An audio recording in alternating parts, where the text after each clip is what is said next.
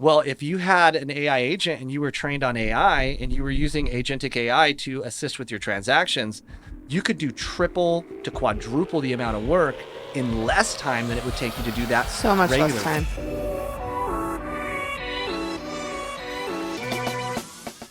Hi there, I'm Jess Uphoff, and this is this week's episode of Jess'd In. I'm here with my co-host, Elise Santani, and we have a very special guest for you today. We have Adam Gillespie with Apex AI. Yep. Did I say that correct? Apex Elite AI. Oh, But it all Apex works. Elite AI. And he's also a real estate agent. He's a coach. He's a speaker. You do all the things. We're so excited to talk to you today. So the number one thing I want to ask you, Adam, is everybody's afraid in real estate that AI is going to replace them, right? I keep hearing like, is there going to be the ability for AI to take over the real estate agent job or the loan officer job? And we were sitting here chatting before, and it seems like what you're experiencing in your own business and teaching a lot of other real estate agents about is augmenting your business with AI. So the threat is not AI to the agent. The threat is the agent that's using AI that's going to steal your business in the future. Would you agree with that? 100%. Yeah. Okay. I mean, that's the big thing, right? Like everybody, the big fear out there right now is that, AI is here to take your job. Now, is AI going to take some jobs? Yes, but there's still so much human subjectivity involved inside of real estate that it's not that at all. It's what it is it's basically an augmented process where we're turning this into your partner that operates at a, very low monthly cost. So it's really changing the game. It changed my entire business. I was able to pretty much automate the entire prospecting side of my business with AI and be able to close a lot more deals because of it and spend a lot less time behind the computer clicking away. How long have you been teaching yourself AI? So it's actually, so I played with AI way back in the day. So AI has been around since like the 1950s, right? And most people are like, oh, well, I thought AI was brand new, but That's literally what I was just thinking. Yeah. Like I thought it came out in 2023. no, well, that was when we started getting access to what we call generative pre-trained transformers, aka ChatGPT, Yeah. right? These chat bots. But we've been using AI to predict weather for many, many years, right? Back in the 1950s, a guy named John Turing created the Turing test. And this was basically a test to see if a machine can outsmart humans. But the theory of AI goes all the way back to the ancient Roman days, where they were thinking about machines being smarter than humans back in the olden days. Yeah. But I started playing with ChatGPT back in November of 2022. This is when ChatGPT 3.5 came out, and basically nobody really knew about it. And my first assumption was like, oh, this is gonna be cool. This is kind of like Google, but instead of me doing a search query in Google where I've got to scour through all these web pages, this kind of does it for you, and then basically brings it to us in a nice little summary and talks a little bit more like a human to us. So. Yeah.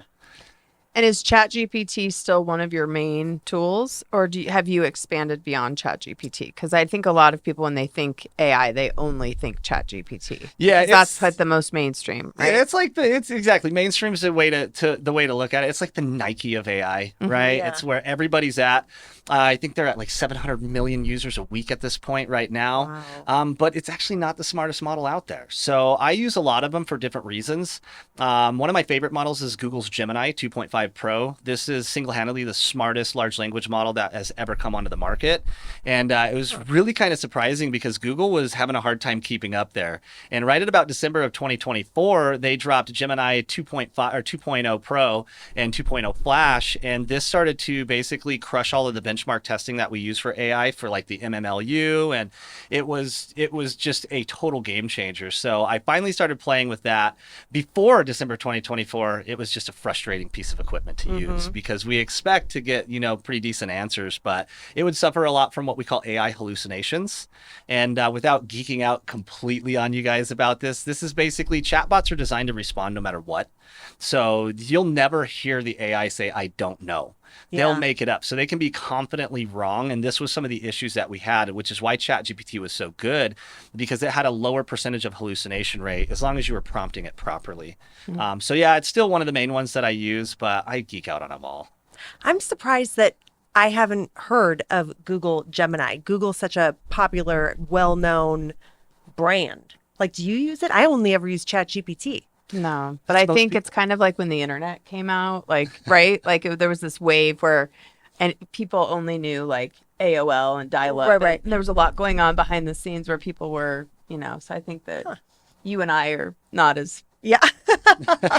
You're not integrated, Don't feel bad. but Yeah. we need to be. Yeah, That's why we're yeah, here today. yeah. Is we need you to help us understand. So, what are the ways that you're augmenting your business as a real estate agent? Yeah, so anything that you do repeatedly as a real estate agent or even as a lender, right? Stuff that we have to do multiple times a day or multiple times a week that is done on a computer, we can more than likely have AI either replace it completely for us, or it can dramatically reduce the amount of time it takes us to get those tasks done.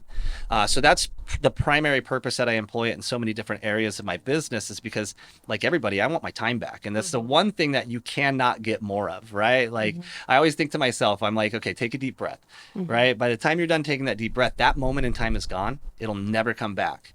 And we tend to waste a lot of those moments in time by trying to do something over and over and over in our business. And when I realized that AI could do this more efficiently than I could, like this comes to like even something as simple as writing an email. How many times have you sat in front of your computer and been like, okay, how am I going to respond to this guy right now? And you sit there and you think about it. Well, AI can talk better than I can. Exactly.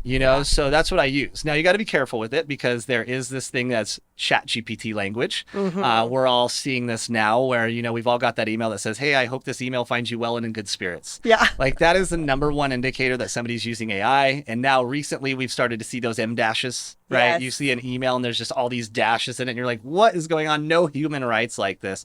So there's a key in prompting and, speech pattern duplication that you can do to kind of eliminate that and make it seem a lot more human. So okay, how do you do that? So you go into ChatGPT or whatever and you talk to it so that it learns your speech patterns, you upload things that you've written. How do you have it familiar with you? Yeah, so when it comes to speech pattern duplication, there's a couple of different ways that you can go about it. I tell people to do it on both areas, right? We want to duplicate our writing style and we want to duplicate our speaking style, because most of us don't write the same way that we speak. Yeah. So when it comes to speaking style, you can go into a consultation mode. ChatGPT has a thing called advanced voice mode. So right on the right-hand side of the prompt bar there, you usually see these little wave files. If you click onto that, it goes into advanced voice mode, and you can give it a really simple prompt. You can just say, hey, ChatGPT, you're going to be an expert on pattern duplication of my speech, and your job is to interview me and then take my responses and determine what my speaking style is, and then outline that in a full summary at the end. And then you would transcribe all of your responses as that example data, save it into a document. You can upload it into any large language model and it'll do a pretty good job of duplicating your speech. Oh, wow. And you can take it a little bit further too if you want. So like me, I spend most of my days on YouTube and I do a lot of tutorials for my coaching and stuff like that. So what I'll do is I'll take these 30 and 40-minute tutorials and I'll transcribe them down, and then I'll just load a document with just as many of those as I can. And then the more data that we give it, the better it is at duplicating. So I'll transcribe these, I'll save them into a document, and then ChatGPT is able to determine my sentence length, the way that I paragraph things, my speech style. It gets all my slang, so my emails are like, "What's up, dude?" and maybe even drops an F-bomb here and there. But yeah, it's a whole game changer, especially when we're trying to do things like create content. One thing you'll probably find out about me on this podcast is that I'm a blabbermouth. So if ChatGPT can help me, or any large language model can help me get my message out clearer and more efficient, then I'm doing a much better job than I could just sitting here rambling on. Yeah. Right. Wow. I have a problem where I love rewriting emails so much with ChatGPT that now I don't like sending emails without rewriting. And it's like now a time suck for me when it's supposed to be helping me gain more of my time back. Now I'm second guessing every email, like even simple responses. Yeah. I'm like, oh, I want that to sound better. I'm like a perfectionist now Yeah. about the way that my I stuff bet though sounds. that if you took the time to do something Well, I like need this, to. It you know what I sounds mean? like I need it would to. be. I think lot that faster. and I think that that's the number one thing that is hindering people from AI is, one, it's overwhelming. It's really, really smart, probably smarter than any of us, right? And we don't take the time. That's to it do right the there, legwork is in people the aren't beginning. taking the time, Right. right? It's like anything, right? Investing in with your money or learning how to maintain a good physique of your body, like it takes time that you need to invest in learning and practicing, and Yeah. and I think that's where we fall short. So, okay, someone wants to buy a house. It's not going to be a copy and paste, right? Each client's going to be different. Yes. So how is AI, like if it's something like, hey, what should I do about this doorbell situation, or what should I do about the floors? Or, you know what I mean? It's like it's always going to be different. Yeah, definitely. So the perspective that you want to take on it is this is single-handedly the smartest informational piece of technology that humans have ever laid their hands on. So I try to picture myself like sitting in a big old office building down here in Denver in front of the world's smartest consultant, and I just start asking it questions. So there's a real big reason why it's named ChatGPT and not Prompt GPT. And this is where I think a lot of people go wrong, is they do things like what we call zero-shot prompting, where they ask it a very simple question and then they get a very generic answer. So if we start understanding that this is more of an iterative process where we're chatting with it to get these information out, then we can learn more things, because this is trained on the entire data set of the internet. So like even back in the day when we saw ChatGPT 4 Turbo came out, we're way past that now, but ChatGPT 4 Turbo was trained on 1.8 trillion parameters across the internet. So it literally knows everything. Yeah. Right? Like think about the back in the days when we were in school and we'd look at the encyclopedias and you just go through all the different little parts of the alphabet and pull it out. Well, this is available on demand right now instantly. So when you think about like, I've got this new real estate client and they're asking me these questions, like let's just say they're a first time home buyer and they don't really understand the process and they're not ready to go yet. Well, what I would do is I would first and foremost, I would go online and see if they have an internet presence. So if I can find them online, I would use like a piece of AI technology called like Crystal Knows. Now, this is a Chrome extension that can just goes right into your Chrome browser. Let's say your client's on LinkedIn. You go into LinkedIn, and what it'll do is it'll basically pull all of their social media posts. It'll browse the web to find out as much information about them then, and it can determine their personality type. So then I basically scrape their personality type off the internet, and now I can communicate with them in the way that they want to be communicated with subconsciously based on their personality type on the disc Like the profile. disc, yeah. Yeah, exactly. Yeah, it uses Okay. a disc. So, if I find somebody that's a high C, and like me, I'm a high D. I like to keep things short, but then I know that this person's more data driven. And then I can utilize ChatGPT to pull that data that I want. And like, I'm really big on customer relationship management. So our CRMs, which is mostly what real estate agents are absolutely afraid of. No, everyone's like, oh, I'm still on spreadsheets. And like, it's like, well, you can't automate your business if you're still on spreadsheets. So what I'll do is I'll scrape their personality profile statistics, and then I'll go into ChatGPT and I'll say, okay, we're working with this specific personality, right? Like, and there's a concept to prompting. One of my favorite prompting methods I call RGC.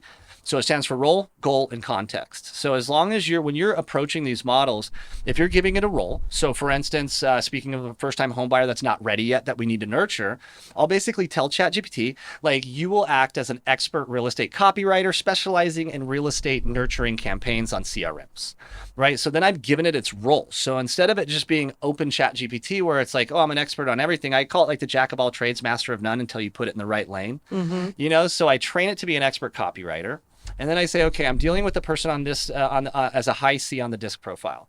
I'd like to create a 24-month campaign, an email campaign that's all about information. And I want to send 2 emails a month, excuse me, and I want to take them through the virtual process of purchasing a home. Right? So I want to focus on education and information, and I want to avoid spam language that could trigger the email to land in the promotional folders or in the spam folders. And ChatGPT knows this stuff, right? It's been trained on the entirety of the internet. Yeah. So it knows what Google's looking for spam language and how it sorts emails and stuff like that. So I can have it avoid that. And I'll also go in a little bit deeper. I'll say, we're also going to go ahead and use some advanced neurolinguistic programming inside the messaging. I don't Advanced focus what? so NLP or advanced neuro-linguistic programming, Tony Robbins uses this a lot. It's basically framing things in a way that helps keep the dream alive. Okay. So it's not like a manipulation tactic or anything like that. I'm actually against psychological sales tactics.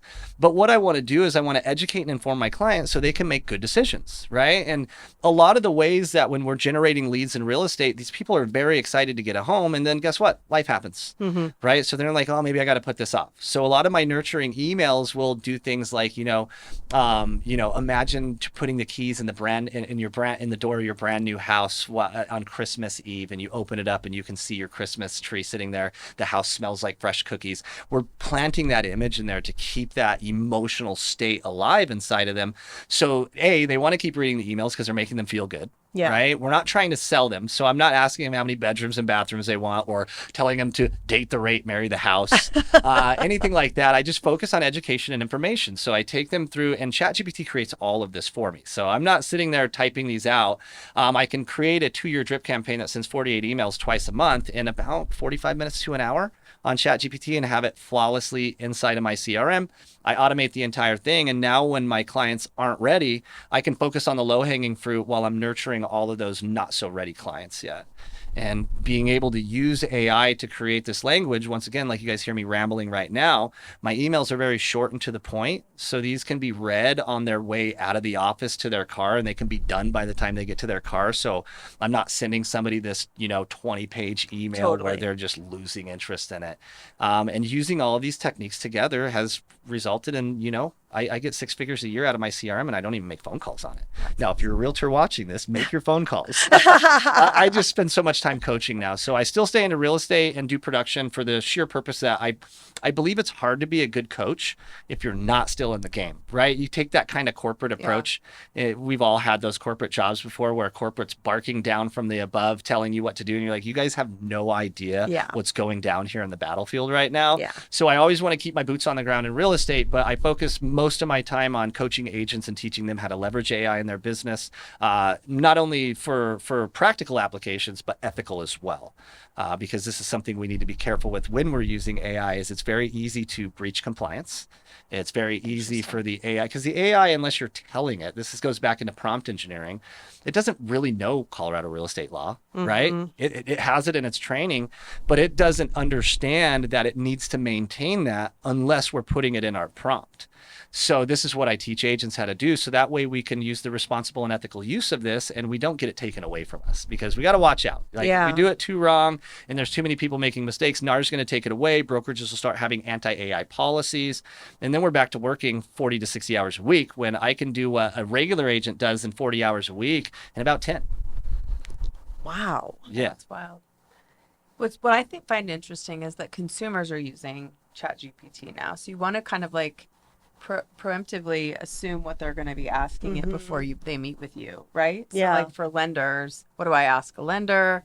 Because people don't know what to ask. Right. They know they want to buy a home, but they want to make sure that they are having a favorable experience and asking all the right things, but they don't know what to ask.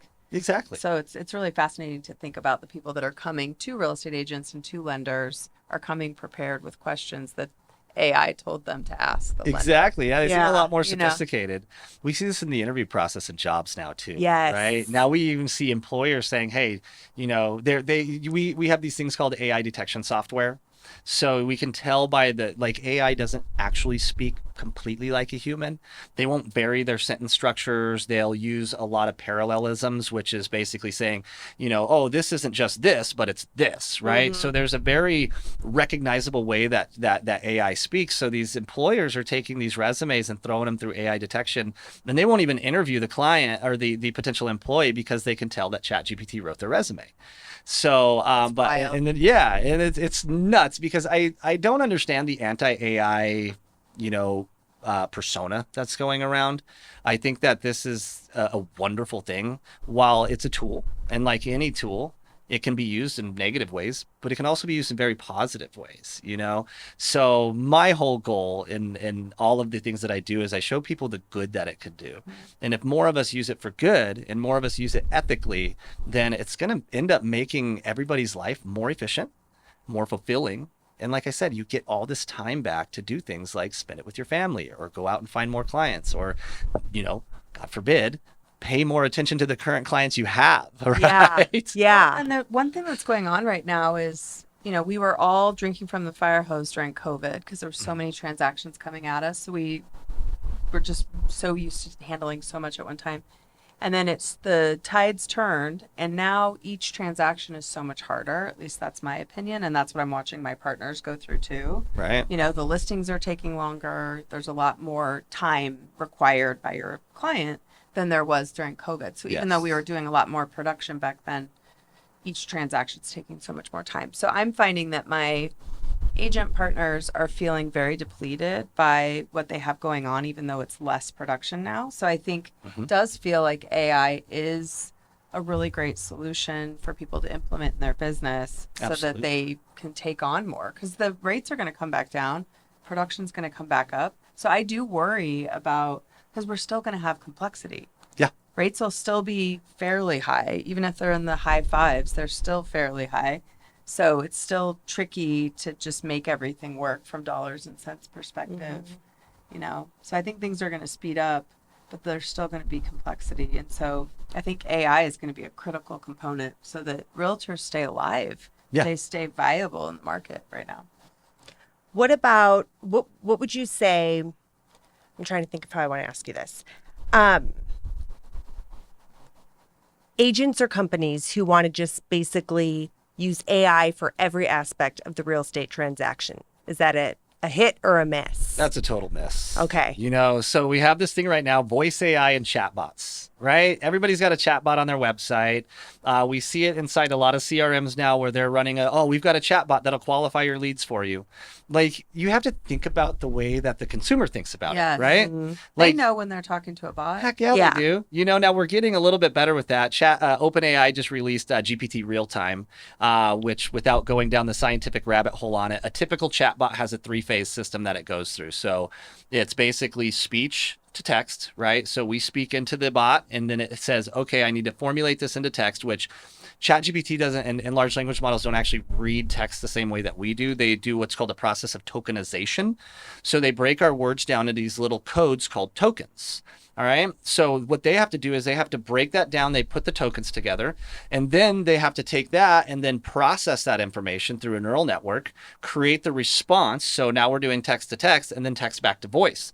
So this is why we get those latency delays. Anybody that's ever talked to an AI cold caller, which agents, you cannot cold call with AI, the new TCPA compliance and the injunction that was put forth by the FCC back in 2024 as prohibiting this. So we have to have explicit written consent from our clients, aka registering on your website with that disclaimer in there before you can voice call agents with AI.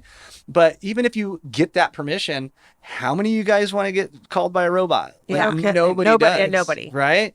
Unless we're inherently transparent with it. So I do have a voice AI that my clients can use. I have a custom GPT that they can talk to. And the way that I frame this is, it's like, look, you're going to have a question on a Sunday night at 10 o'clock, and I'm not going to be there for you because I still have a family and I still have things to do. But here's a GPT that you can ask questions. It's cloned on me. It talks like me. It's trained on my business. It knows what it is that you're looking for, and it can answer the majority of the questions that you have. And if it doesn't, it'll say, hey, you know what? I don't have that answer for you because I prompted it in the system prompt to say this. I'll have Adam reach out to you on Monday morning. Wow. Right. So there's ways that we can utilize this to improve and enhance the customer experience. And like, when I use this with my clients and I'm completely open about it, they're not turned off by it. Right. They think it's the coolest thing ever. They're Yeah. like, oh my gosh. And, you know, I show them my marketing techniques with it. So it writes all my ad copy. So when I go into a listing presentation, I will literally go through my presentation that is also AI generated. We can talk about Gamma.app a little bit later here, but I can create entire custom listing presentations in slide format in about 5 seconds. Maybe 15 seconds or 20 seconds, depends on how heavy I want And the slides. that's what platform? This is Gamma.app. So this is basically, I can take ChatGPT and I can say, okay, I have a listing in the Barnum neighborhood, right? So I can go on and I can do deep research inside of Gemini, and I can pull all the history of the Barnum neighborhood, which a lot of people don't realize that was actually owned by Barnum and Bailey, right? And this was the land that he used to store his animals on when they weren't on tour. Wow. Oh my And God, that's fascinating. yeah, and then during World War II, we had a major munitions factory down in Denver, and Barnum sold the land to create a development so that way the factory workers had a place to stay. So this is how the Barnum neighborhood came into play. And just like you're like, oh my God, I didn't know that. Yeah, neither did my client. So I used AI to pull all this information because I didn't know that. I'm not a historian. Right. But AI did because it's trained on the entire data set of the internet. So I pull this in, and then I can create a custom listing presentation instead of the generic ones that we all bring in. And I don't even focus on home values in these presentations. I focus more on the value that I can provide to the client. So I create this custom outline for a slide deck, and I tell ChatGPT ChatGPT, hey, I'm going to be putting this in the Gamma app. It knows what Gamma is as well. And I'm like, formulate an outline that I can copy and paste into Gamma. So then I get the outline, I just copy and paste that into Gamma, and I choose the style and the theme that I want to use it on, how many slides I want to use, and whether I want it to preserve the context that I've created, or it can shorten it or emphasize on it. And then I just push generate, and then I get slideshows with AI generated images. I get all the text on there, and then I can just take this, plug into their TV, and we can start jamming out about how their neighborhood became something and what I can do. And then they're usually like, this is amazing, Adam, how'd you do this? And I'm like, AI. Oh, and by the way, I'm going to use AI to market your property. Let me show you how quick I can do this. So then I pop my laptop open, get ChatGPT. I say, hey, ChatGPT, you're going to act as an expert copywriter specializing in marketing and real estate. I need you to create an ad campaign for this address here that I can post on Facebook, and it needs to include this, this, this, and this. Creates the ad. Then I say, okay, now that we've got the ad, I want you to create the automatic text campaign that's going to go into my CRM, the automatic email campaign that's going to follow it for informational use. And then I can generate that all right in the listing appointment, and the clients are blown away. They're like, oh my gosh, this is like expert level stuff that you just did right in front of me. I tell them, like, that's level 1 of the experience you get with working. Making my brain spin. I mean, I am so blown away right now and impressed, because I just feel like, can you like come hang out with me for the day and set all this stuff up for me, because this is mind blowing to me. But he does coaching. I'm like, just join my coaching community. I'll teach you exactly how to do it. Okay, I want to talk about your coaching. So, because I cannot even imagine the value that agents are getting from this. So tell me more about coaching. Yeah, so it actually started we were October of 2023. We were in Vegas at a real estate convention, and they were talking about AI. And my good friend Louis was like elbowing me while they were talking. He's like, dude, like, you explain this 10 times better in a 10-minute phone call on one of our mastermind calls than this person's had on an hour keynote speech on stage. So we sat down for lunch afterwards, him and my other buddy, Mike Sherrard. Okay. And they're like, look, Mike had created this course called Social Agent Academy, which teaches real estate agents how to get out on social media and have a successful YouTube channel, Instagram, and all that stuff. And he's like, he was very successful with this. So he's like, hey, I'm going to show you how I did this, and you're going to create an AI course. So I was like, sweet. So I dove into this. It took me like 4 months, because there was nowhere to learn about AI at this point. So I just had to sit there and say, okay, I'm going to document exactly how I'm using this in my business. And then I got to figure out how to make these tutorial videos. So I used the Social Agent Academy to understand how to make proper videos.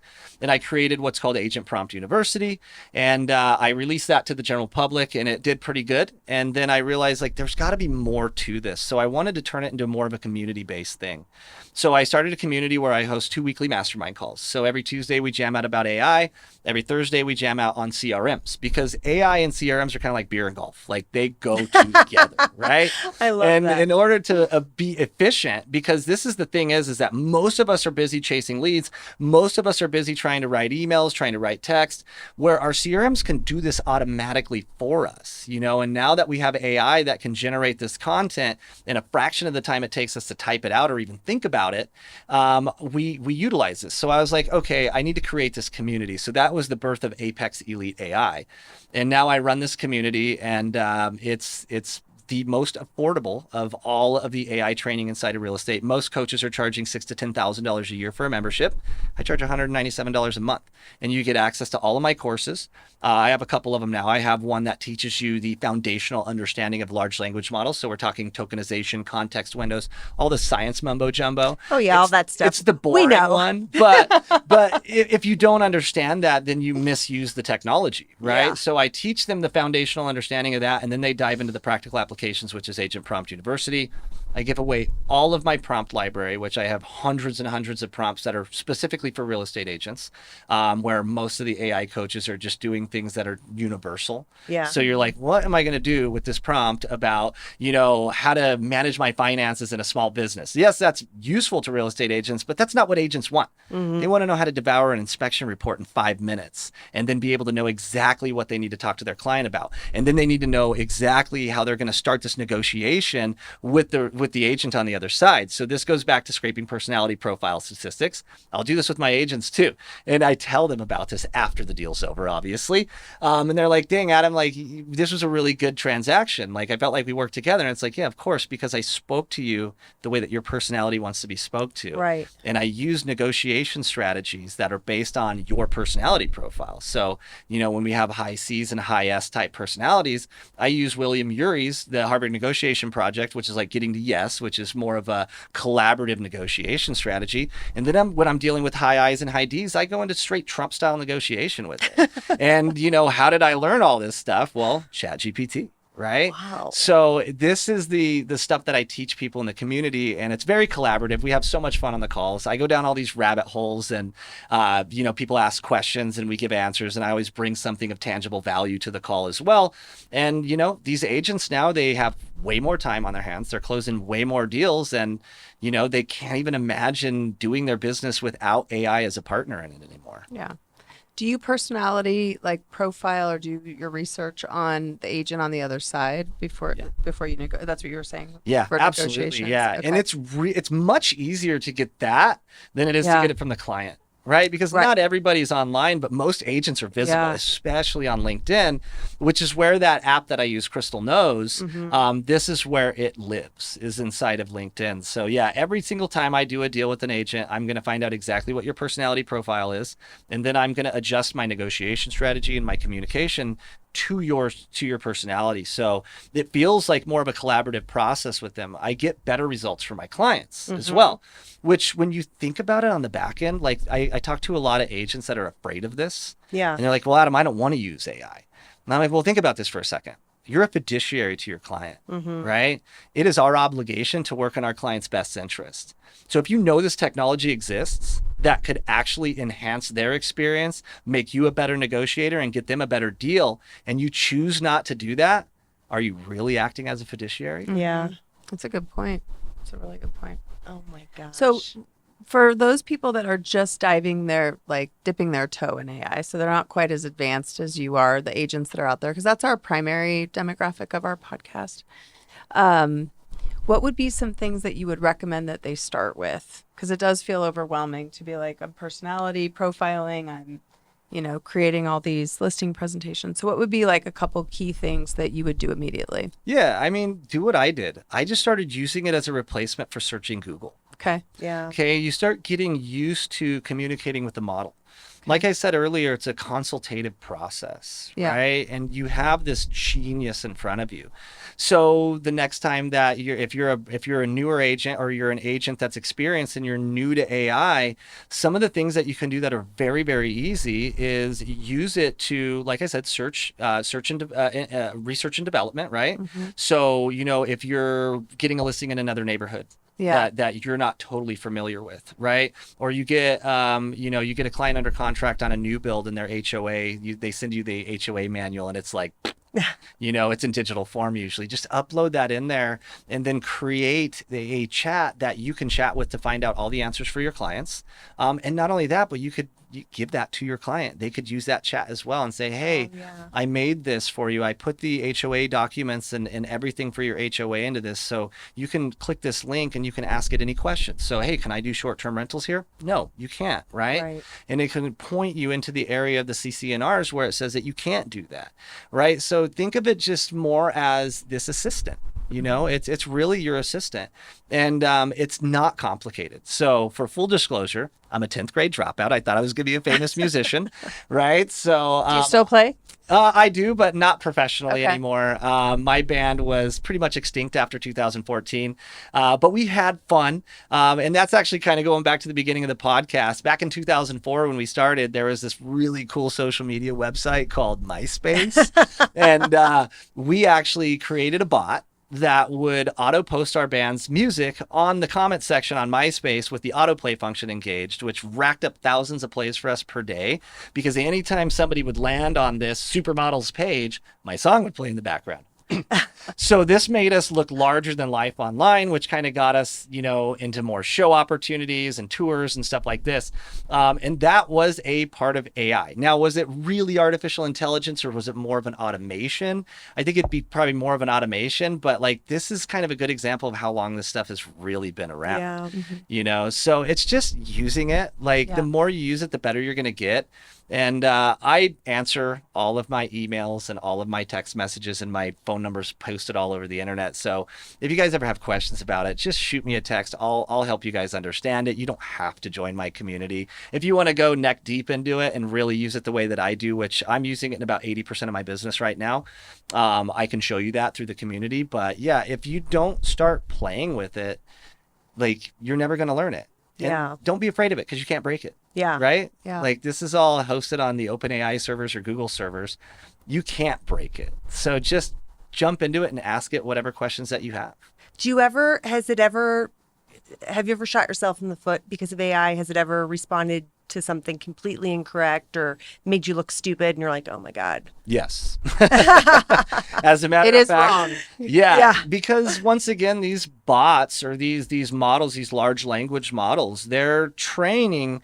The way that they train them is on a process called reinforcement learning. Okay. All right. So when they're actually developing these models in the back end, they are penalizing them for not knowing the answer. So the models have basically developed the tendency to guess. And they will guess at a lot of things. Yeah. Not only that, but they're trained on a certain data set. So unless OpenAI is updating them every single day, like I think the last update we had from ChatGPT 5 when it was released was last month. So if you get onto ChatGPT right now, its data set training stops in the beginning of August. Right. So anything that's happened after the beginning of August to now is not there unless you tell it to browse the web to get that additional information. That's fascinating. Now, it does have connection to the web, so it can do that, but it can be wrong. So, for example, I had a deal where we were doing a solar lease on a buyer client. I've been very listing heavy over the last couple of years. So I'm like, oh man, I can't remember last time I did a solar lease on a buyer client. It's like 6 p.m. I'm writing this offer and I can't call the managing broker, but I need to get the offer written. And I'm like, what am I going to do? So I have a custom GPT inside of ChatGPT that I programmed. And basically what it is, it's like my Colorado contract compliance officer. So I've uploaded all of the contracts in there and I've done all this stuff. But even though I took all the precautionary procedures to try to make sure that this is accurate all the time, it actually quotes a section in the contract that is not in the current contract. So it says that this contract closing is dependent upon the client's successful, the client being successful in obtaining the approval from the Tesla leasing company for the lease on the solar panels. And this is going to be determined upon section 25.1 in the contract, which is transfer of title. Well, if you look at the contract, there is no 25.1. Transfer of title is actually section 13. And if you're not scrutinizing the output on this, which I always have ChatGPT audit itself, so I'll get a response, especially something like this when we're dealing with contract law.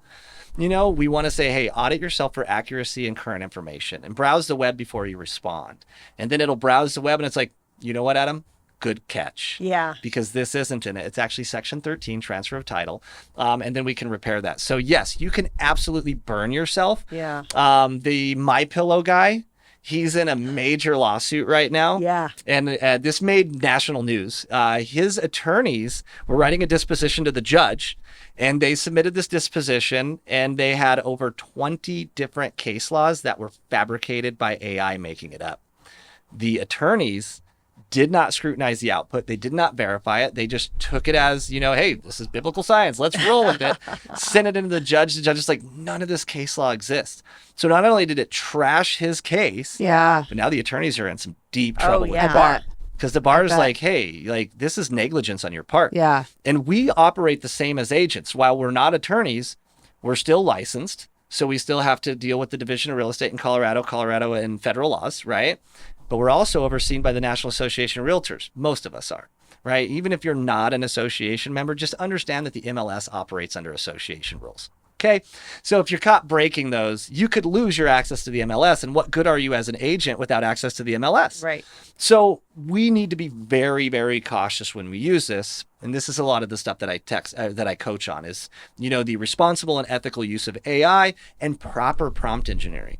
And with proper prompt engineering, like, for example, ChatGPT 4.0, this is now we're on ChatGPT 5, but when 4.0 was released, there was a 67% hallucination risk in that model with what we call zero-shot prompting. So zero-shot prompting is basically you just asking a question, right? When we talk about shot prompting or few-shot prompting, this is where we give it examples. So, we're saying, hey, I want you to write a text message to my client about this, and that's it. We don't give it any context behind it. We don't give it any examples. This is called a zero-shot prompt. So when you're zero-shotting your model, you had a 67% chance of the model giving you a hallucinated response. And if you have proper prompting technique where we're using shots and we're using context and we're using all of the things required, we're giving it a role, we're giving it a goal, we're giving it content, we're giving it examples, we can reduce that hallucination rate down to less than 1%. But there's still that risk. Yeah. So if you're a heavy user like me, where I prompt this model hundreds of times a day, I can expect at least one of those responses to be false. And if you compound that over a month or two, now you've got 30 to 60 or even 90 false responses from ChatGPT. So this is the biggest thing that I focus on inside the community is teaching people proper prompting techniques. So that way we can reduce the ability of hallucination. And the good thing is that there are models out there that are not like ChatGPT. So we'll go back to Google for a minute. Google has Gemini, which is the smartest large language model we've ever had, but they released a program called Notebook LM. And Notebook LM is phenomenal because it's what we call in the industry a grounded model. So the model does not have context training. So it's not trained on the major data set. It's not connected to the internet. It can only utilize the sources that we upload into it. So take, for instance, HOA documents or zoning regulations, right? Where we could upload this information into ChatGPT and have it scour through it. It still has the risk of hallucination, whereas a Notebook LM, it's only going to pull from that data set that we gave it, pretty much eliminating any risk of hallucinations on there. So I tell agents inside the community that when we're doing things like this, especially in a real estate transaction where we're needing to devour large documents, or we need to make sure that the information is not going outside and being hallucinated on, we use a grounded model like Notebook LM to do that. Wow. That's fascinating. I feel like anyone can go probably to your coaching session. They can learn all the things, but you have to carve out the time to actually do the things because in my head, I'm thinking, when I go home, I'm going to sit down and I'm spending a lot of time with ChatGPT. I definitely will not do that. So it's like you can give them the tools, but they have to be disciplined and spend that time and really work it to make it work for them ultimately in the long run, right? Do you think that people are getting rid of an assistant or a TC or anything like that because they can just replace it with AI? You could, especially now. One of the old executives of Zillow is coming out with a transaction coordinator. So we're moving into a new form of AI. So we've been talking about large language models predominantly today. And this is what we call generative intelligence or generative AI. And now we're moving into the next phase, which is agentic AI. So this is where, for example, if you tell ChatGPT to look at a website and you throw a website that has multiple pages on the website, ChatGPT is only going to look at the page of the link that you sent it. It can pull all the information off the front of that page, but it can't actually navigate that web page. Oh, right? I never knew that. So, and a lot of people don't. And they think that, oh yeah, I just threw in hey, look at my YouTube channel, right? Audit my YouTube channel. Oh, look at the front end of your YouTube channel, but it can't click through the videos. It can't click into your about section. It can't do these. So now we have AI agents out there. So OpenAI did just recently release what's called agent mode inside of ChatGPT. But one of my favorites is a program called Manus. Now, Manus is a Chinese company. So, and this will be a really good point for everybody listening. Never put in personal identifying information inside of these models because these models are all my health records that I've uploaded to it. Oh my gosh, yeah. So PHI, PII, all of that stuff there, you don't want to put in the model because it's publicly trained on this data, right? So now your data is out there. Okay, so we need to be very careful. Scary. Yeah, and if you're using this on your clients and stuff like that, like you don't want to upload any of their information. So you can do things like I use it as an accountant, right? Yeah. I'll take my bank statements, but I will literally take the time to block out my name and my account numbers on there. And then you can feed it the documents and get the advice that you want. But it's very crucial not to put in any personal identifying information in there, especially in Manus, because it is controlled by the Chinese Communist Party. And at any given time, they can say, we want that data, right? And then they have your data. Yeah. They could have your bank account numbers. They have your social security numbers. Hackers can get a hold of this. So Anthropic, who is the manufacturer of Claude, which is another large language model. Claude is really good at coding and writing. I actually love to use Claude to write stuff because it's just more human than ChatGPT or Gemini is. But they just released this week a major security warning. They caught some hackers that were actually using what we call ransomware. Right? Have you guys heard of ransomware Oh before? yeah, of course. Yeah. So this is where they get a hold of your financial information and they hold it for ransom, and you have to pay X amount of money, or they'll expose that data to different markets, or they'll shut it down. We even saw this with MGM in Vegas. Had a 5-minute phone call. These teenagers straight locked the whole system down. I forgot about that. No one can get into their hotel rooms, and none of the slot machines worked. Everything was busted. They lost over $100 million in revenue because of this, right? So, and this is just these bad actors. So this is kind of going along where AI could be a bad thing, right? And now it takes less sophistication to do this. So these hackers were able to hold over 17 major companies ransom, and were asking for upwards of $1.5 million per occurrence for them to give them back access to their systems. And they did this using Claude. Wow. So this is kind of one of those things where, like I say, we need to be very cautious, because now we're moving into agentic AI, where these AI agents can go out and do sophisticated things that would usually take a human to click through the computer to do. Not only can it do those things, but remember, it's very, very smart. So somebody who doesn't know how to create these algorithms can have the AI create the algorithm and then go out and execute it in a multi-step, very sophisticated system. So the more advanced that this gets, the more risk it gets. But on the other hand, if we're very smart with the way that we use it, and we protect our data and we protect our clients' data, we can use these AI agents to literally take on the entire role of what a transaction coordinator could do. Now, if there's a TC watching this, don't worry. My goal is not to replace you, but could you imagine if you have 20 files? Like right now, the biggest thing is the TCs are in high demand, so most of them aren't even taking on new clients. Well, if you had an AI agent and you were trained on AI and you were using agentic AI to assist with your transactions, you could do triple to quadruple the amount of work in less time than it would take you to do that. So much regular less time. work. Yeah. So much less. So it's wild what we do. So like everybody's like, oh, we won't need VAs anymore. I still have all my VAs. I have 2 VAs right now, and they are learning AI at the rate that I am. And they utilize it in there. So now I have 2 VAs that operate like 15 VAs. And we just get more done. So I go back to the augmented process of all of this, right?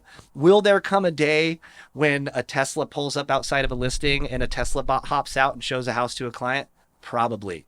Is it going to happen anytime soon? No way. Yeah. And the big reason is we don't even have the energy to power this so-called, artificial general intelligence, which is what we would need to be able to actually replace a real estate agent.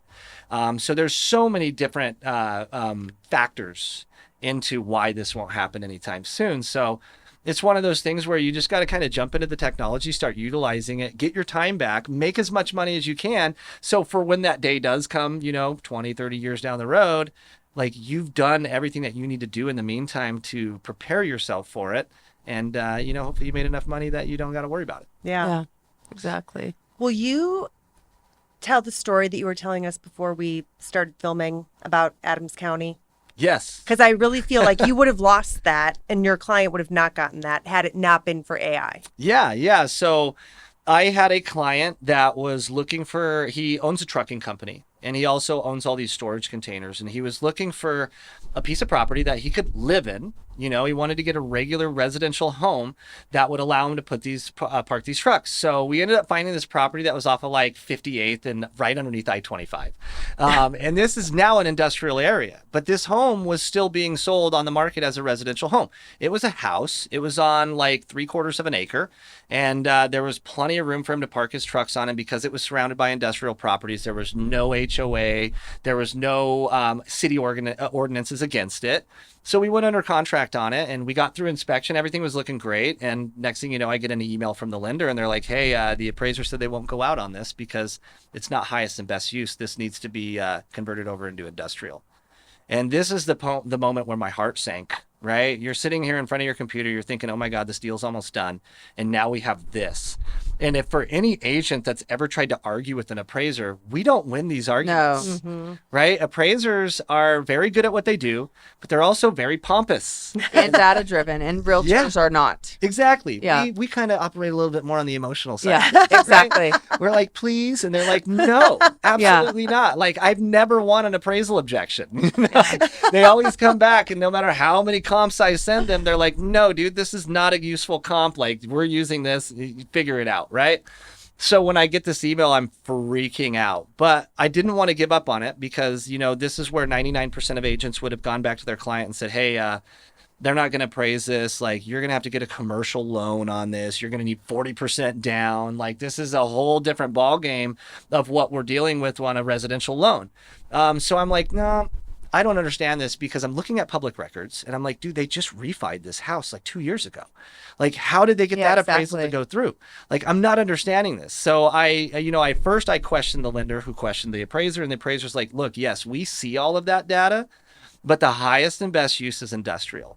And I'm like, nope, not taking this. I'm not going to take this. So I go into chat. Well, first off, I search up the Adams County zoning regulations. And the beauty thing about this is that this is all publicly available data. So I get this nice fat PDF that's like 800 pages long. And it's all of these zoning and CRS codes and all this other crazy stuff. So I'm like, I'm going to put this into ChatGPT. I'm going to train ChatGPT to be a real estate attorney specializing in zoning regulations. And I'm going to have it scour this manual and find everything that I would need to justify this as a residential property. So it goes through, and I don't remember all the exact CRS codes off of hand, but there was a grandfather clause that basically stated that in Adams County, if a home has been utilized for residential use and can be proved that it was utilized as residential use since the inception of the property, and this property was built back in the 1950s, right? So then it would be grandfathered in as acceptable to continue to be residential as long as the full intention of it was to be. And my client's like gonna live there full time, right? He just needed a place to park his truck. So, and he was gonna also run it as his management office, but that's besides the point. The main thing was he was going to live there full time. So I found the grandfather clause in like literally a couple of seconds. And then it also found stuff that I wasn't looking for, right? It found out that the minimum zoning requirements in Adams County for this specific industrial area was 2 acres. This is a 3/4 acre property. So literally the only way to turn this property into residential is for one of the neighboring properties to absorb that property and turn it into, merge the legal descriptions together. Industrial? Yeah, in order for it to go industrial, because it wasn't large enough to fit the definition of what they wanted industrial properties to look like in Adams County for that. So it couldn't go industrial anyway. So now we have this stalemate where it's like this property is either not going to sell to anybody or somebody's going to buy it in cash. Yeah. Right. So I'm like, okay, we're getting all this data here. And I'm like, okay, now I want you to act as a real estate attorney and draft a letter in legalese that I can send to the appraiser, right? So it does. And it lists all the CRS and it lists all the grandfather clause and everything like this. And I end up calling up my lender, Audra, obviously at the time. And I'm like, Audra, dude, like I got this letter. You got to send it to the appraisal company. She's like, I'm not sending that. You can send it. So I get the appraisal company's email address. I send it through. And next thing you know, a couple hours later, I get an email. They're like, hey, we'll go out. And they went out, it appraised at value, we closed the deal. That's amazing. So this is a perfect example of when AI can take us from full panic mode into it's not using our emotions, right? This is emotionless. It's stuck to the data and the facts, which is what the appraisers want to see. And they just didn't want to take the time to go through and do this research. Yeah. And they were like, screw it, we're not going to do it. Because they got 10 other, this is during COVID, by the way. Yeah. So like they've got millions of other things to do. So I bought it. And I for did it you. for my client. And this goes back to being a fiduciary, right? Yeah. Like if I would have just gave up knowing that ChatGPT could have potentially done this, like how could I justify that I was actually being a fiduciary for my client? Yeah. Well, you're a really good agent. So when people say, I don't need a real estate agent for what? This is why. That's exactly why. So I think that that's such a good example of how you used human with AI to achieve the goal. Like you needed both components. Yeah, exactly. Yeah. So, Adam, how do people find your community? So you can find me very easily online. My last name's a little hard to spell, but if you look up Adam Gillespie AI on Google, you can find me. I have a YouTube channel that I actually give away a lot of stuff for free on. So, my biggest thing is I'm not a salesman. I'm not here to sell anybody anything. I want to help you out. And then you're going to find out that the help is so valuable and that this is so valuable that you're going to want to come into my community. So hit my YouTube channel first. If you just go into YouTube and type in Adam and get GILL in, you're probably going to see my name pop up. But You were Inman's, what was your title? Inman's? Oh, yeah. I won the inaugural AI award from Inman Media. So those of you that don't know what Inman is, like the Wall Street Journal of real estate, right? So cool. It's and they last year they decided to start giving away AI awards. So I won the 2024 best use of AI by an agent or a team. Congratulations. And, thank you. Yeah, that was pretty cool. That was kind of what solidified it. And this is what makes Agent Prompt University so useful to people because I never contacted Inman. I don't know who nominated me. I still to this day I don't know. Wow. I just got an Your email. ChatGPT, your bot did. It was probably like, did, right? Adam, Like- you're doing some good stuff with me. And that's what I almost think happened, right? Because what is happening now is everybody's using this. So I would imagine that the execs or whoever's in charge of issuing these awards at Inman was like, how are we going to find the agent that's using AI the best? Well, let's search AI and see who's using it, right? Oh, yeah. So I'm all over YouTube teaching agents about AI. I understand the landscape is changing. So the biggest thing in the past was search engine optimization or SEO. Right. So my website was SEO optimized, but I also was like, well, how the heck do we show up inside of a large language model? Because it's not using SEO. It's using a new piece of technology called AEO or Answers Engine Optimization. Right. So to break this down for people who don't understand, we use keywords for SEO. So think about like homes for sale in Denver, right? This is kind of like a mid-tail keyword. And you can keyword stuff your websites to where you have all of these different options what people would search into Google. But answers engines and like large language models like ChatGPT and Gemini, they don't work this way. They want a response to a question. So I would pack my website full of questions and answers, and those answers would be in paragraphical form. And then optimizing my YouTube channel and being so popular on there with my Lofty training and my AI training, I have all of these transcripts because Google is, once again, YouTube is Google, right? So Google automatically transcribes every video that's on there in the back end, and they have very good AEO technology in there. So when people start asking these questions into large language models, my data is getting pulled before everybody else's because I'm not just using keywords, I'm using paragraphical responses to questions that people are answering. That's cool. So that's my only theory as to how they found me, because I've asked all my buddies, I'm like, did you guys nominate me? And they're like, we didn't even know they were doing that. So either they're just being very nice and not wanting to tell me that they nominated me, or they found me somehow. Yeah. But that's my theory on how they did it. Really, really cool. Thank you for being with us today. It was really fun Yeah. to learn about what you're doing with AI and about your business. And Yeah. how do people find you as a real estate agent if there's consumers out there that would like to get to know you? Yeah, if you guys want me to help you out in your real estate deal, just go to adamg303.com. That's adamg303.com. I made it very simple, so if I say it 3 times, adamg303.com, I'll bet you nobody here forgets it. Yeah. You can just go through there, fill out my form on that, and I'll reach out to you right away. Or your bot will. My bot will Yeah. be the one that does, yeah. Do you have a name for your bot? I call it AI Adam. Oh, okay. Yeah. And that's the thing is I want to be transparent with it. I don't want to try to fool anybody Yeah. with this. I think it's very impersonal to do that. So I am the AI forward, no BS agent. That's my whole persona inside of real estate. I will literally show up to show you a house in workout pants and a t-shirt There with you a go. big old beard, and you might catch a couple of F-bombs from me. But one thing you can know is that I won't mislead you or try to sell you on anything, and we will use AI to absolutely dominate the entire process of purchasing or selling your home. That's awesome. awesome. Thank you so much. Thank Well, thanks you for so having me, much. guys. Super pumped.